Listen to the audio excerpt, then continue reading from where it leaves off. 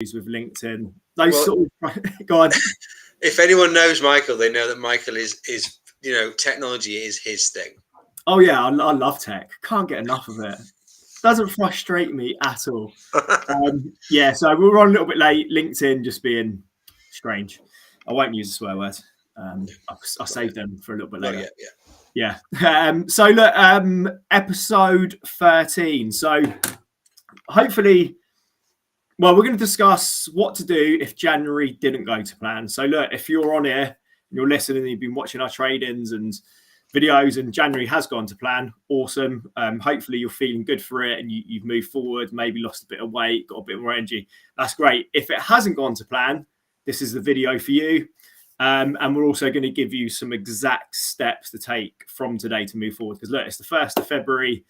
Maybe January's been awesome and you're in a good place, but maybe it hasn't quite gone to plan and we want to help you move forward. By the way, we haven't discussed this at all. So we are literally freestyling it completely straight in.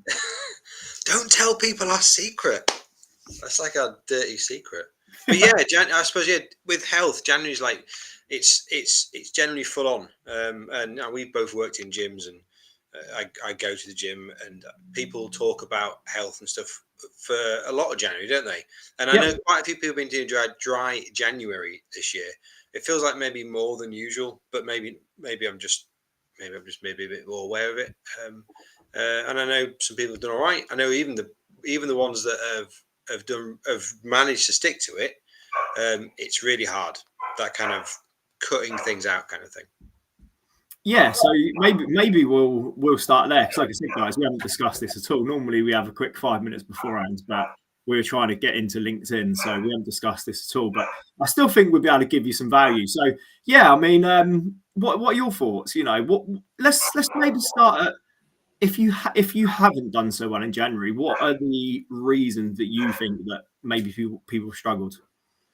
I think maybe the first one is maybe trying something too big.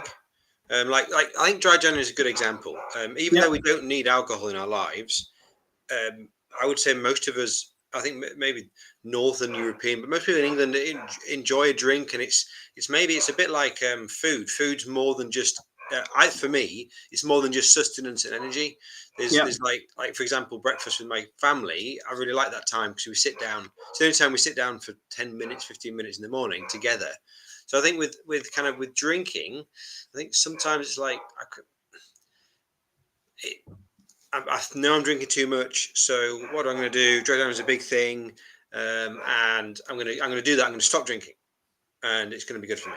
And it's hard to go kind of not saying you're addicted, but it's hard to go cold turkey on something like that. Like cutting out anything, like cutting out carbs, whatever it is. So I think maybe it's just a bit too big, and we have maybe sometimes we go into things with an unrealistic expectation of whether we could do it. Yeah, and also maybe looking at previous experience, because look, at the end of the day, I think there's caveats to everything, and I think if you've maybe got not the best relationship with alcohol, and that's probably a good reason to do it. Like identifying there's maybe an underlying struggle issue, and alcohol's a lot of the time the catalyst. Maybe if it's eating too much, or you got yourself into certain situations, said certain things, and it's all revolves around alcohol, as a deeper issue that probably needs to be solved. But I think if it's, I just ate and drunk too much at Christmas, so I'm going to do dry January, that's probably not the reason to do it. No. It's, because the chances are you've probably done that before other Januaries, and has it made that much difference to the rest of the year? Probably not, because it's the first, probably desperate to go to the pub after Christmas and after work today, and suddenly what are you really actually looking to achieve? Yeah, and I suppose sometimes it's like I get to February and then I don't have to do it anymore, and I've done it, and there's like a relief, and then it stops.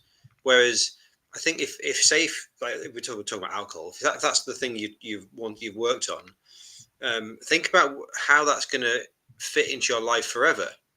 So you're not going to drink anything for the rest of your life.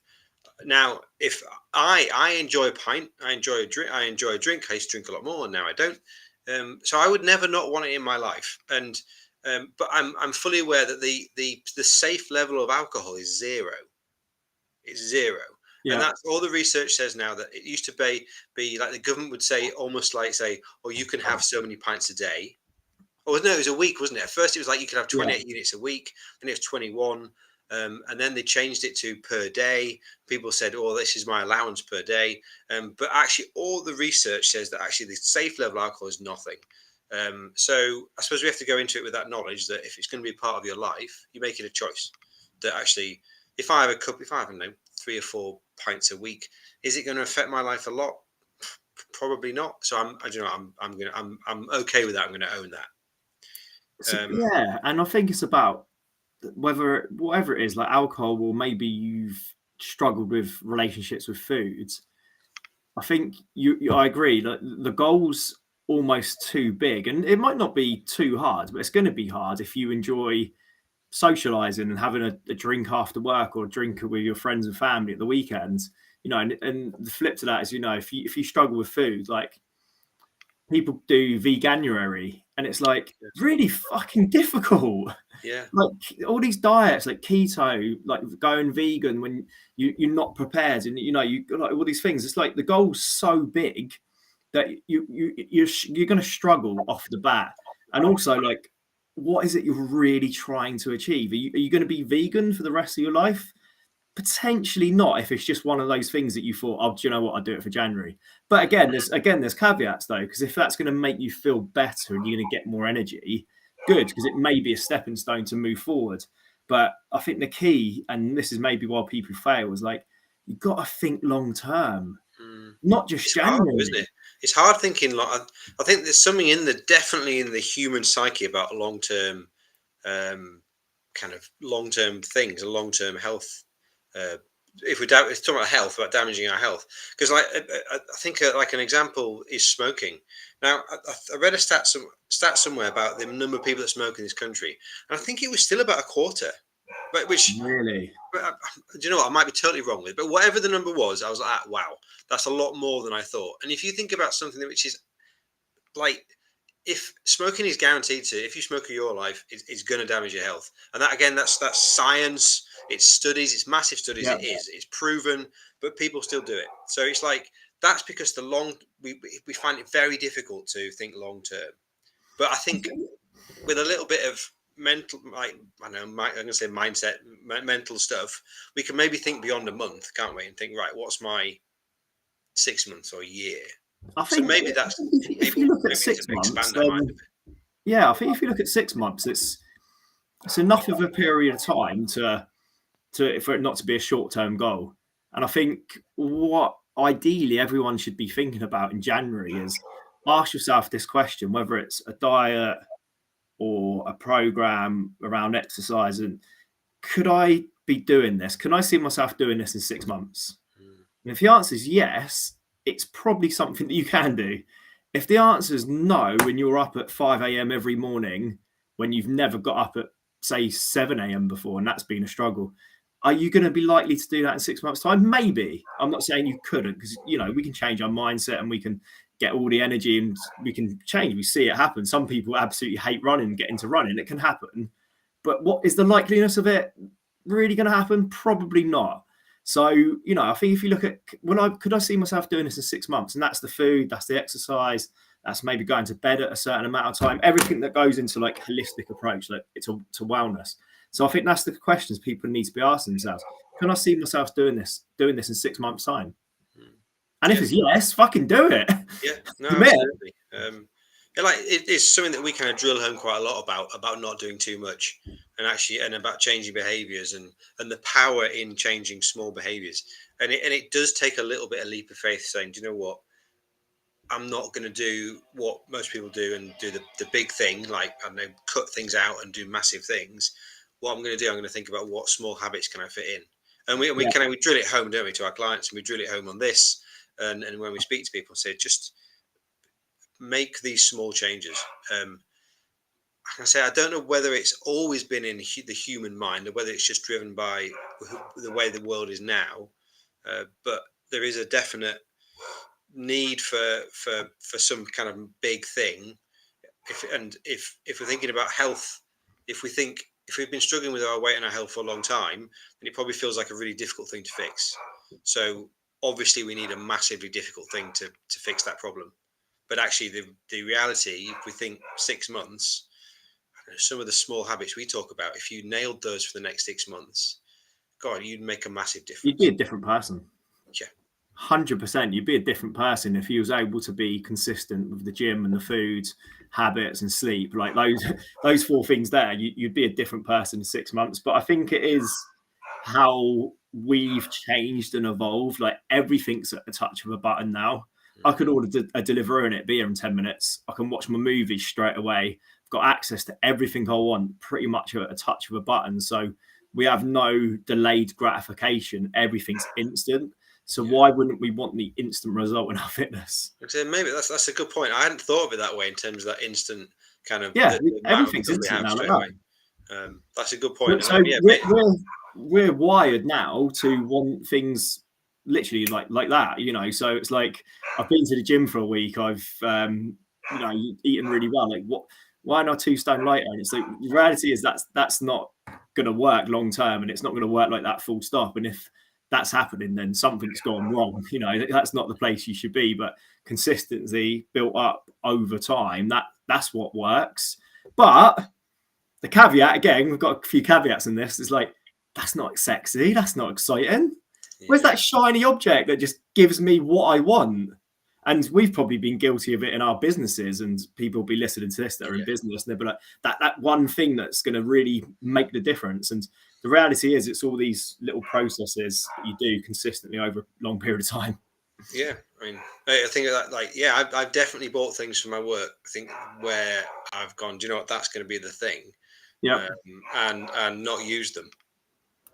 Definitely. And yeah, it does take a little bit of the simple things done consistently over time will always work. And yeah, I think it's a good point you make about that that need for instant gratification. And again, the sort of like parallel to that is having the patience, which is hard because we're wired to want it straight away. Like, you know, fast food so quick, and movies, everything. Like, remember like back in the day when you used to watch one episode of something, you had to wait a week for the next one. Yes, well, and that's why they used to get like 20-30 million people watching. Yeah, exactly. But that's we got used to having a bit of patience. And you know, we talk about binging. It's not just binge food. We binge watch TV programs and stuff now because you know you can. So we're not used to that. We're not used to having patience at all. I think the average attention span is 7 seconds now. Yeah, it's pretty low. Something ridiculous, like 7 seconds. Like, what is wrong with us? I say that with this, the world has changed. But yeah, I suppose the thing about time's a weird thing, isn't it? Because if you talk to some boffin who's much more intelligent than me, like, time doesn't actually exist. So it's like the passage of time is an odd thing, and it's an odd perception. Yeah. So if I think about the past year, it's gone like that. But then if even now I think about the next year, I'm thinking, oh God, you know, it's January, and like spring's miles away and summer's miles away, and next Christmas, God, I'm not even thinking about it. But it will go in exactly the same speed. So I suppose, again, if you think, right, if I'm gonna, like you mentioned about some habits like getting sleep, doing half an hour of exercise 3 times a week, drinking a bit of water, and doing your 5 a day, which is really boring and unsexy. If you did those 5 things every day for the next 365 days, then do you know what, that you are right. You would be your body and your health and your life would be totally transformed. And if you think about it, relatively easy things that, to be honest, everyone should be doing anyway. Let's be honest. You know, when we looked at, you know, people in the 70s and 80s, have you seen those old like PE videos where they're just doing some real hardcore stuff? They're like climbing ropes and doing all these crazy gymnastics things, and it's like people just used to be fit.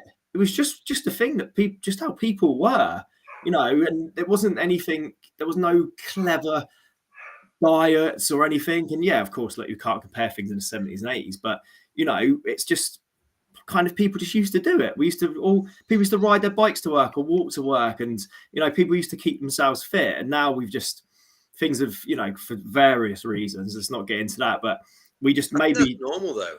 It's not. We live in a the phrase I remember is an obese-centric society. yeah, I And remember it's you just saying before. we're trying to make our world easier, which I get. We're trying to make our life easier, our work life easier, and so and again, our brains are wired for self-preservation and for doing as little as possible to preserve energy. Yeah. Like if you look at tribes now, the men who go out and do the stuff, they do very little for a large amount of time. They conserve their energy, and that's because they have to have that energy when they need it. And I suppose now, if you transfer it to our lives, I park my car, my drive there. I can drive Yeah. next to my work. I can walk into my office and sit down. I can have a coffee over there. I can go to the toilet, and then I get back in my car, drive home, park on my drive, and get back in and watch Netflix. And all I'm doing is my brain's hardwired to conserve energy. So all I'm doing actually is what maybe we've evolved to do. Yeah, I agree. I think we all want a shortcut. All of us, you know, like we're obviously we talk about health and fitness, but we're also in business as well. And if someone offers us a shortcut, we're probably going to take it. You know, if you're on a journey and you approach a sign and one just says this way for the shortcut, it's going to take 10 minutes, or this way you're going to go over uneven ground, it's going to take you 2 hours, you're going to go over a mountain, you're taking the fucking shortcut, aren't you? Yeah. But the thing is, with taking the shortcut all the time, you don't really learn anything. You don't have any struggle, and sometimes you need the struggle to get the triumph. You know, there's that, like, was that hero's journey? Yeah. You think of Rocky Balboa, absolute classic, a down and out boxer gets this huge opportunity and he takes the world champion, like, you know, all the way. And it's that hero's journey. And we need a bit of struggle, because otherwise we don't grow. Now, everything's really easy, and kids get it a little bit as they grow up. You know, things are a little bit too easy, that you don't build any resilience. You know, you don't build any sort of broad shoulders and tough, because, you know, I don't want to get too far off on one, but, you know, sometimes the world can kick you in the fucking face. You know, it can be quite difficult, right? Yeah. And you need to have those broad shoulders when, like, if you think about health and looking after your body, if life kind of is giving you lemons, you want to be able to still carry on doing some of those habits, even if you haven't got the headspace to do everything. Yeah. And then when you've got over that, you want to go back to where you were and go, do you know what, now I'm back in my little routine. If life's stressful, you know, you've got all these stresses going on, your kids have got after school club, you know, you're looking after your family, you're looking after your business, you've got all these things, all adding extra stress. If your energy's low, if you're unfit, if you're tired all the time, you're just going to get more and more stress. But if your energy's good, you're fit, you're alert, you're alive, you know, you've got all this in the bank to sort of deal with it. It's the reason why these stresses build up on us. You know, when you know, it's like when you leave for work and you got a spring in your step, you feel like, yeah, like work can get on top of you and things can happen, but you almost feel like so much better equipped to deal with it. Yeah, no, I think you're right. And I just remembered you said a minute ago about shortcuts. When it comes to shortcut and health and weight loss, and they don't work. And I think everybody watching here would have probably tried one of those shortcuts. Dude, we've probably tried them. Let's be honest. Do you know, years ago, I actually bought some pills. Yeah, I've had fat burners before. And I wasn't even tracking my food. Same. Do you know? I don't even think I wasn't even weighing myself either. So I mean, it's like. Yeah, same as me, probably. Yeah, mental. This was a good, I don't know, like 10, 15 years ago, even before tracking was really a thing. We didn't even have the apps to do it. But yeah, you know, you want who doesn't want to take a fat burner that makes you burn extra fat? It's like fucking brilliant. If that's a thing, like, it's not. But if it was, of course, why wouldn't you take it? You know, but as you say, shortcuts aren't going to work, especially not long term, especially not. By the way, so I've got a pill to swallow, actually. Sorry. By the way, yeah, it's a hard pill to swallow. I like the pun. So I do have to go dead on 5:30. My mum's retirement today. So well done, Brenda. You did it. So yeah, what I want to do is give the guys some actionable steps. So the first thing I was thinking of is, if you haven't been successful in January, figure out why. Yeah. Like, get to the root cause of why. Was it because you did too much? So you went to the gym, you did too much, you were running, you're doing all these things, I don't know, and your back went. chances are that's your body telling you you've done too much, either your back or your groin. Or so identify what was the biggest challenge. Did I do too much? Could I not follow the diet plan? Was it my sleep? What was it? So my first thing would be like, if you didn't get the result or you didn't really come out of January getting where you wanted to get to, like identify the actual problem. What was it that held you back? Yeah. So that'd be my number one. Yeah. And I think that's a good place to start and carry on from that. Say if whatever changes you made, make them a bit smaller. So say you mentioned about, I don't know, hurting your back. Maybe you went from doing nothing to trying to do a max rep deadlift and you hurt your back.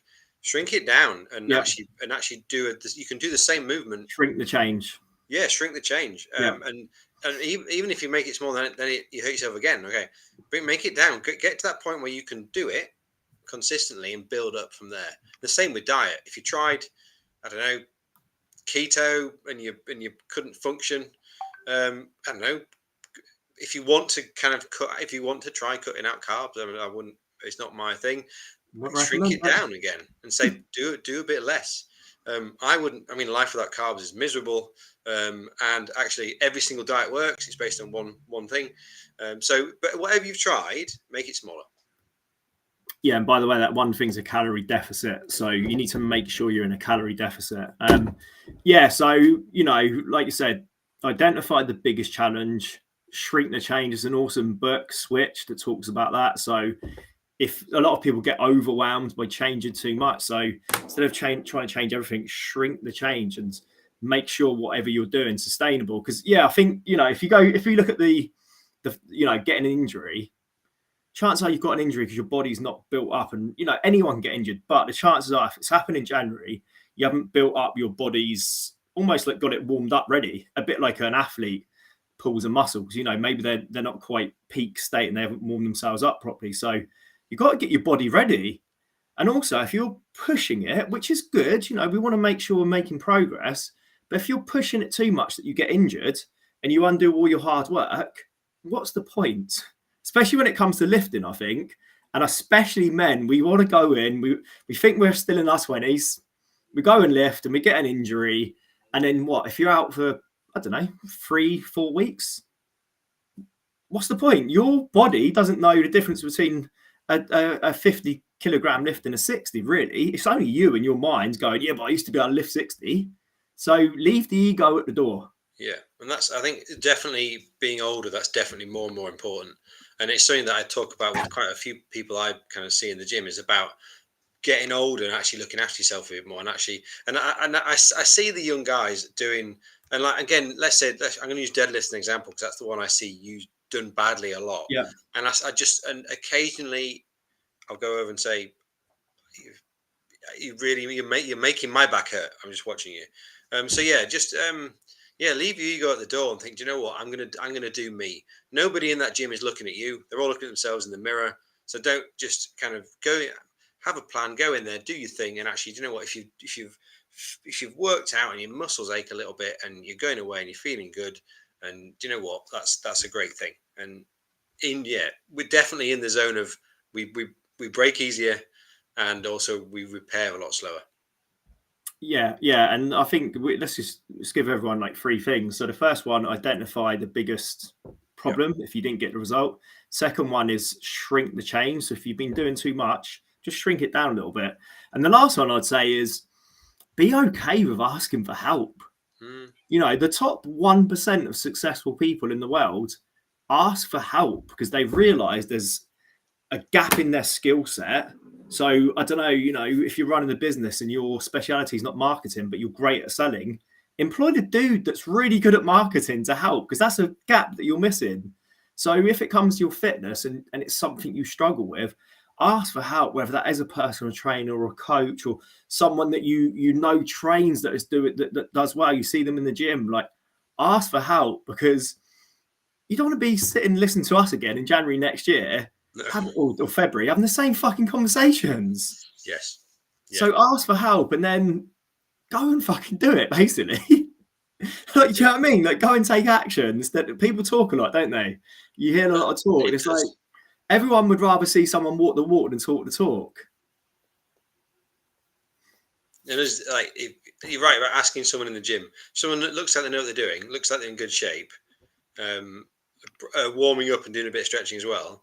Go and say, how do you do that? And actually, any kind of gym guy who likes the gym will probably be quite glad you asked him for help. 100%. And the reason I said that is like number 3, like ask for help. I put a poll out on LinkedIn last week, and it was like over 35s, have you ever worked with a personal trainer? And I think about 60% of people that voted said yes. And a lot of them were either ex-personal trainers that are now coaches or current personal trainers. So that tells me that when they started, they got help. And there's a reason why they're in shape. Obviously, they've grown and they've learned through personal training, coaching loads of clients. But initially, obviously, they asked for help. And I did as well. When I first went to the gym, I've had a person. I had no clue. And I didn't want to waste my time in the gym. So I paid for someone to help me. Yeah, like we would if we broke our car. But we're so... I think there's a little, especially with men, I think there's a little bit of an ego that tells us that we should be able to do it ourselves and we shouldn't have to pay for help. But remember, guys, if you're getting a bit of help, you're investing in yourself. Yeah, you get that back. You get it back, and if you look after your body, you get it back. You get it back 10 times.